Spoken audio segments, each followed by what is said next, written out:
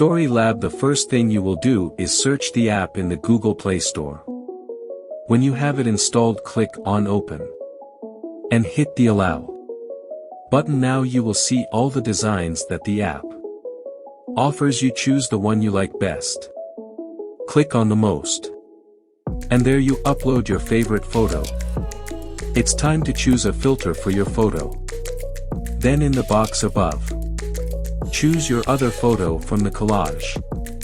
On the left side of the photo, you can see a text which you can change its font and also the color.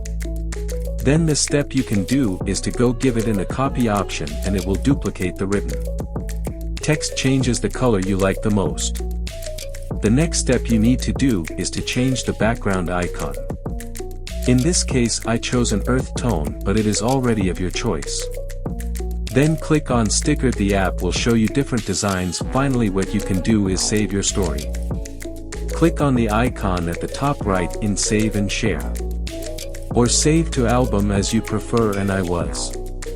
Now you'll have your creative stories. You can upload them to your social networks and also share them.